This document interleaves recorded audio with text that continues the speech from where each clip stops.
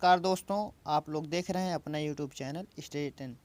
दोस्तों, आज हम लोग पढ़ने वाले मुगल वंश के बारे में, जो कि बहुत महत्वपूर्ण वंश माना जाता है मध्य ऐतिहासिक काल में। तो आज हम इस महत्वपूर्ण पीरियड को देखेंगे। तो आइए देखते हैं मुगल वंश की स्थापना बारे में। इसकी स्थापना जहीरुद्दीन मोहम्मद बाबर ने की थी, इब्राहिम लोदी को पानीपत के तृतीय युद्ध में हराकर 1526 ईस्वी में। तो देखते हैं मुगल वंश की स्थापना जहीरुद्दीन मोहम्मद बाबर। दोस्तों, पहले ही यहाँ पर देखिए क्वेश्चन बनता है कि जहीरुद्दीन मोहम्मद किसे कहा जाता था, तो बाबर को कहा जाता था, आप ध्यान रखिएगा। और इसका शासनकाल 1526 से 1530 ईस्वी तक था। तो दोस्तों, ये 4 वर्ष ही शासन किया, उसके बाद इसका बेटा हुमायूं आ गया। तो इनका जन्म 24 फरवरी 1483 ईस्वी को हुआ था। वह तैमूर का वंशज और चुगताई तुर्क था। दोस्तों, पूछता है कि बाबर कौन सा तुर्क था या कैसा तुर्क था, तो ये चुगताई तुर्क था, आप ध्यान रखिएगा। आगे दी गया है, बाबर अपने पिता की मृत्यु के बाद 1514 ईस्वी में फरगाना की गद्दी पर बैठा। बाबर ने भारत पर 5 बार आक्रमण किया। दोस्तों, यहाँ से भी क्वेश्चन बनता है कि बाबर ने भारत पर कितनी बार आक्रमण किया, तो वो 5 बार किया था। और आगे दिए 1524 ईस्वी में उसने काबुल पर आक्रमण किया, जो कि अफगानिस्तान में है। दोस्तों, ध्यान रखिएगा। उसने प्रथम बार सिंध पर कब्जा किया। और 12 अप्रैल 1526 ईस्वी को बाबर ने पानीपत के प्रथम युद्ध में दिल्ली के तत्कालीन अफगान शासक इब्राहिम लोदी को जबरदस्त शिकस्त दी। इस युद्ध में बाबर द्वारा मंगोल सैन्य विधि व मंगोलों की प्रसिद्ध व्यूह रचना तुलगुमा युद्ध पद्धति का प्रयोग किए। सो ही दोस्तों, मैं एक बात बताया अभी शुरू में ही, पानीपत का तृतीय युद्ध, लेकिन पानीपत का तृतीय युद्ध नहीं था, इसके लिए मैं क्षमा चाहता हूँ। ये पानीपत का प्रथम युद्ध था। तो आगे देखते हैं।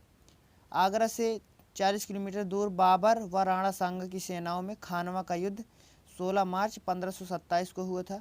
राणा सांगा की पराजय हुई और उसे उसके ही सामंतों ने जहर देकर मार डाला था।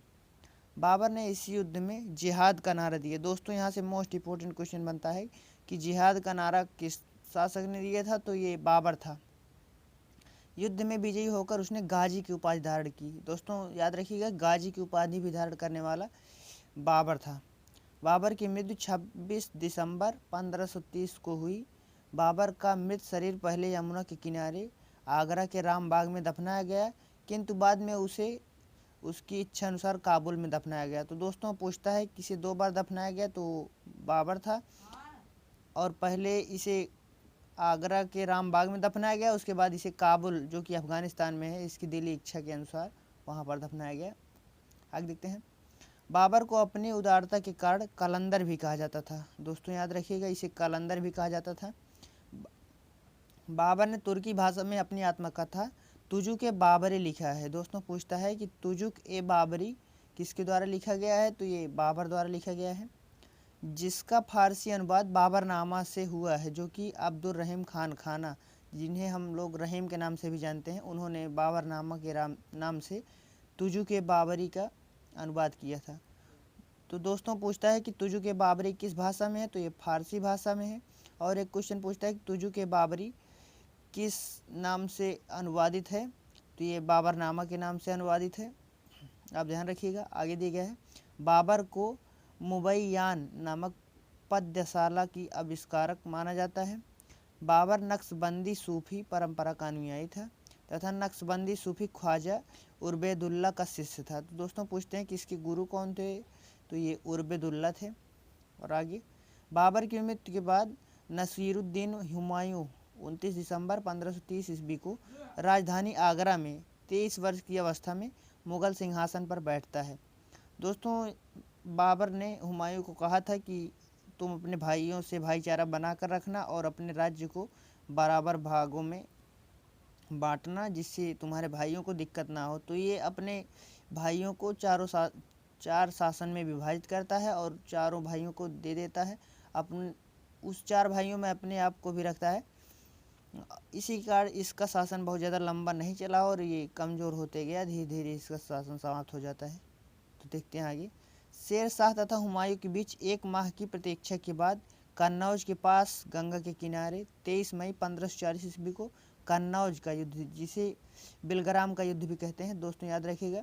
27 मई 1540 को बिलग्राम का युद्ध हुआ है, जिसमें हुमायूं की हार होगी और शेरशाह सूरी जीत जाएगा। देखते हैं, इसमें भी शेरशाह के नेतृत्व में अफगानों ने मुगल सेना को हरा दिया। हुमायूं को गद्दी छोड़कर भागना पड़ा और दिल्ली की सल्तनत शेरशाह के अधिकार में चली गई। दोस्तों इसका शासन कमज़ोर होने का कारण वही था कि ये 4 भाई थे और चारों अलग अलग अपना शासन चलाने लगे। निर्वासित जीवन व्यतीत करते हुए हुमायूं ने भटखल के निकट शेख अली अख्तर की लड़की हमीदा से शादी की, जो आगे चलकर अकबर की मां बनी। आप ध्यान रखिएगा।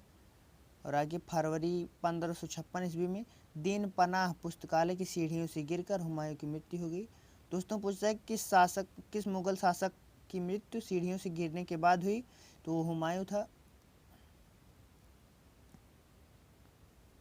दोस्तों आगे दिया गया है, हुमायूं ने 1533 ईस्वी में दीनपनाह नामक नया नगर बसाया था और वहीं के एक पुस्तकालय से सीढ़ियों से गिरकर इसकी मृत्यु भी हुई। आगे दिया गया, हुमायूं की सौतेली बहन गुलबदन बेगम ने हुमायूं नामा की रचना की है। दोस्तों पूछता है कि हुमायूं नामा किसके द्वारा लिखा गया है, तो ये गुलबदन बेगम द्वारा लिखा गया है, जो कि हुमायूं की सौतेली बहन थी। ये भी क्वेश्चन पूछता है कि गुलबदन बेगम हुमायूं की कैसी बहन थी, तो सौतेली बहन थी। और आगे दिया गया, हुमायूं ज्योतिष में विश्वास रखता था, इसलिए सप्ताह के 7 दिन अलग अलग रंग की कपड़ा पहनता था। याद रखिएगा, ये भी पूछता है कि हुमायूं ज्योतिष में विश्वास करता था कि नहीं करता था, तो ये ज्योतिष में विश्वास करता था और हर हफ्ते के 7 दिन ये अलग अलग कपड़े पहनता था। हुमायूं की मृत्यु के संदर्भ में इतिहासकार लेन पुल ने लिखा है कि हुमायूं जीवन भर लड़खड़ाता रहा, वह लड़खड़ाते हुए ही उसकी मृत्यु हुई। दोस्तों वही कारण था कि ये 4 भागों में इसका प्रशासन नहीं बढ़ता, तो ये बहुत दिन तक शासन करते और जल्दी मरते भी नहीं हो सकता था। और आगे दिया गया, शेरशाह और सूर साम्राज्य। सूर साम्राज्य का संस्थापक अफगान वंशीय शेरशाह सूरी था। दोस्तों पूछता है कि शेरशाह सूरी कैसा संस्थापक था, तो ये अफगान वंशीय था। उसका बचपन 1472 ईस्वी में बजबाड़ा, जिसे होशियारपुर के नाम से भी जाना जाता है, वहाँ पर हुआ था। उसके बचपन का नाम फरीद था। दोस्तों ये भी क्वेश्चन पूछता है कि फरीद किसका नाम था या शेरशाह सूरी का बचपन का नाम क्या था, तो ये फरीद था। आप ध्यान रखिएगा। शेरशाह का अंतिम युद्ध 1544 ईस्वी में कालिंजर में हुआ था। दोस्तों याद रखिए, कालिंजर का युद्ध 1544 ईस्वी में हुआ है, जहां बारूद में विस्फोट होने से 22 मई को शेरशाह की मृत्यु हो गई। आप ध्यान रखिएगा कि 1544 ईस्वी में कालिंजर का युद्ध हुआ, जहां पर बम विस्फोट होने के कारण इसकी मृत्यु हुई थी। तो मृत्यु भी 1544 ईस्वी में 22 मई को हुई है, आप ध्यान रखिएगा। शेरशाह की मृत्यु के उपरांत उसके उत्तराधिकारी पुत्र इस्लाम शाह ने 1545 ईस्वी से 1553 ईस्वी तक शासन किया, लेकिन इस्लाम शाह के अयोग्य उत्तराधिकारियों में संघर्ष आरंभ हो जाने पर सूर साम्राज्य पर संकट के बादल छाने लगे और अंततः 23 जुलाई 1555 को हुमायूं दिल्ली की गद्दी से सूर आधिपत्य को हटाने में सफल हुआ।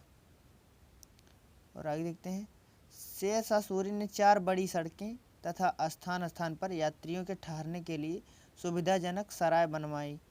उसके द्वारा निर्मित कराई गई सबसे लंबी सड़क बंगाल के सोनार गांव से लेकर पेशावर वर्तमान पाकिस्तान तक थी, जिसका अस्तित्व आज भी है, जिसे हम लोग ग्रांड ट्रंक रोड के नाम से भी जानते हैं। आप लोग भी सुने होंगे, जीटी रोड जिसे कहा जाता है। आगे देखते हैं,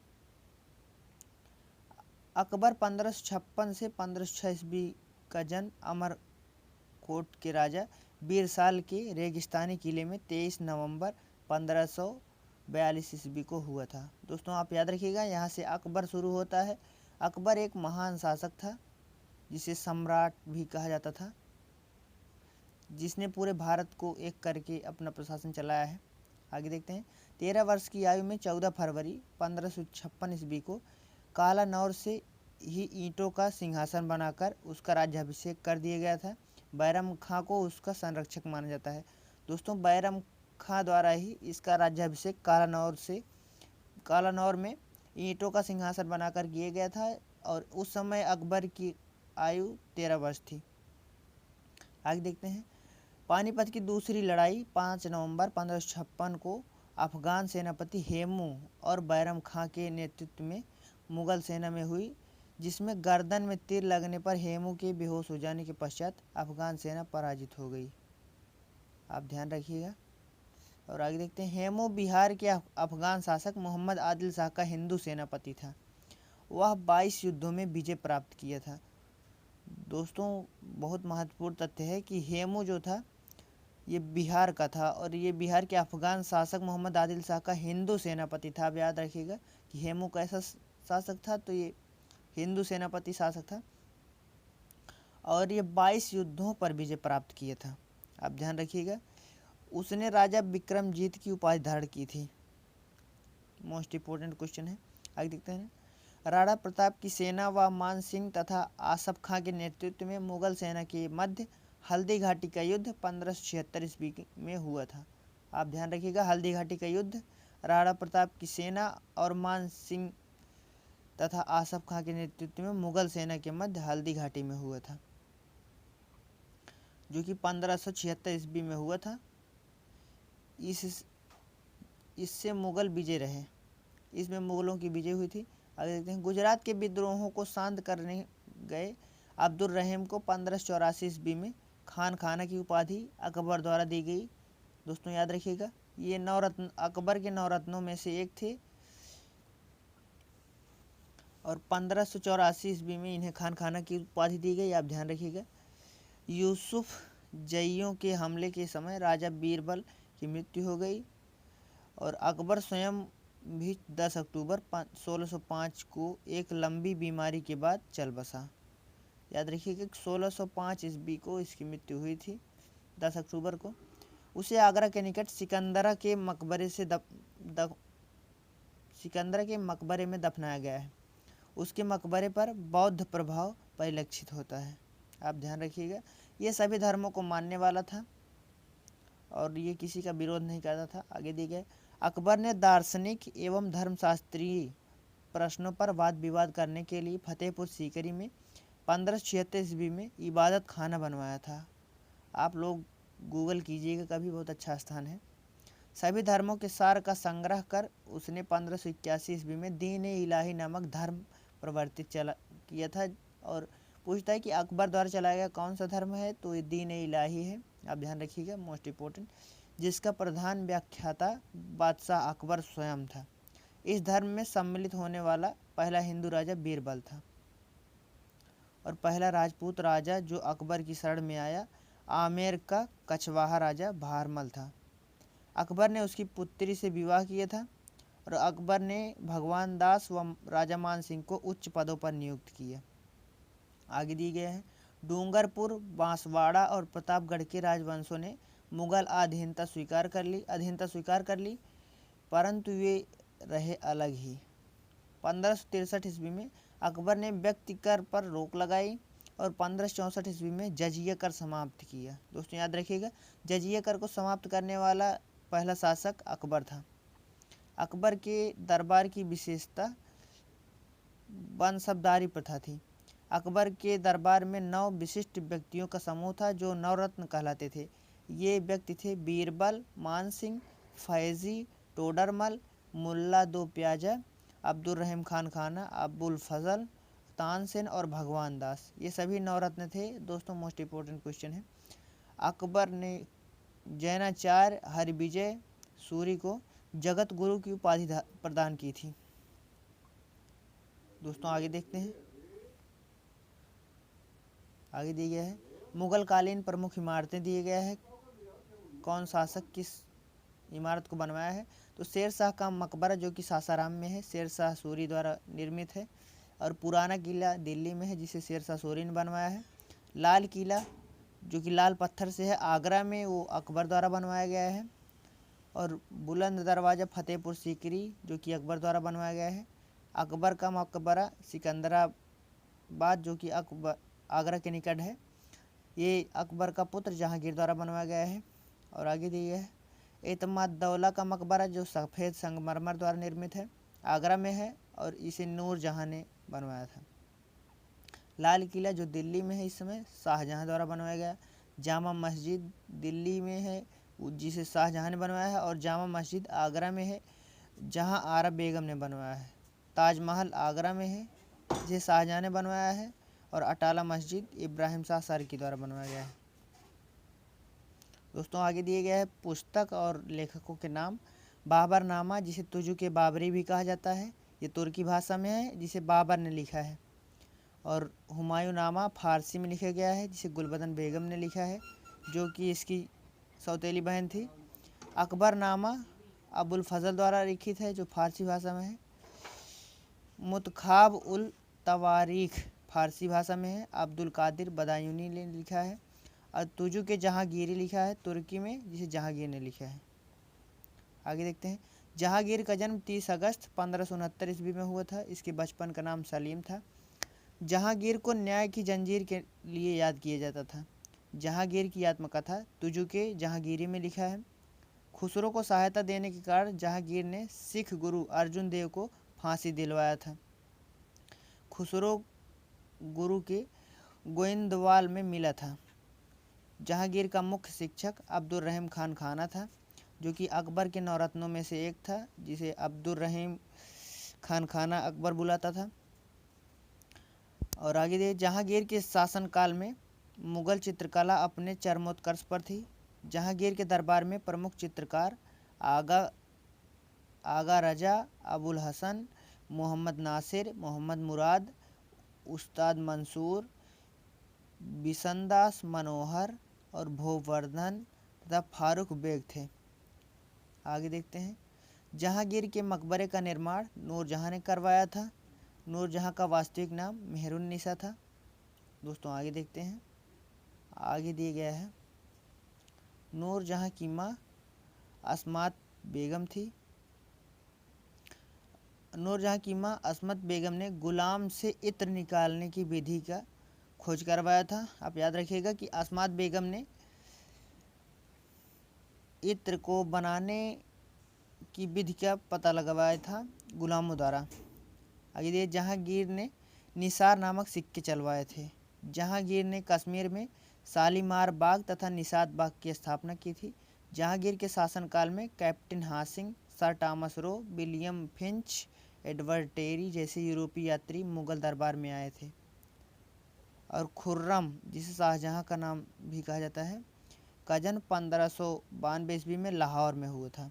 यह 1627 ईस्वी में शाहजहाँ नाम से गद्दी पर बैठा। दोस्तों याद रखिए खुर्रम इसका पहले से नाम था। जब ये गद्दी पर बैठा 1627 ईस्वी में तो इसने अपना नाम शाहजहाँ रख लिया। आगे दिए गए 1612 ईस्वी में खुर्रम का विवाह आसफ खां की पुत्री अर्जुमंद बानो से हुआ था, और जिसे मुमताज महल के नाम से भी जाना जाता है, जिसे उसने माली के जमानी की उपाधि दी थी। मुमताज महल की याद में शाहजहाँ ने ताजमहल बनवाया है, आगरा में है। ताजमहल का मुख्य वास्तुविद ईसा खां था। दोस्तों मोस्ट इम्पोर्टेंट क्वेश्चन यहाँ पर दिया गया है कि ईसा खां ताजमहल का मुख्य वास्तुविद था। शाहजहाँ ने मयूर सिंहासन का निर्माण करवाया। शाहजहाँ के शासनकाल को स्थापत्य कला का स्वर्ण युग भी कहा जाता है। शाहजहाँ द्वारा बनवाई गई प्रमुख इमारतें दिल्ली का लाल किला, दीवान आम, दीवान खास, दिल्ली की जामा मस्जिद, आगरा की मोती मस्जिद एवं ताजमहल है। शाहजहाँ के पुत्र दारा शिकोह, याद रखिएगा कि शाहजहाँ का पुत्र दारा शिकोह, शुजा, मुराद और औरंगजेब हैं। 1658 ईस्वी में औरंगजेब ने राज्य पर अधिकार कर लिया और शाहजहाँ को आगरा के किले में कैद करवा दिया था, और 1666 ईस्वी में शाहजहाँ की मृत्यु हो गई। आगे दिए गए हैं। औरंगजेब का जन्म 3 नवंबर 1618 को गुजरात की दोहद नामक स्थान पर हुआ था। औरंगजेब को जिंदा पीर कहा जाता था। मोस्ट इम्पोर्टेंट क्वेश्चन दोस्तों यहाँ पर दिए गए हैं कि जिंदा पीर किस शासक को कहा जाता था, तो ये औरंगजेब को कहा जाता था।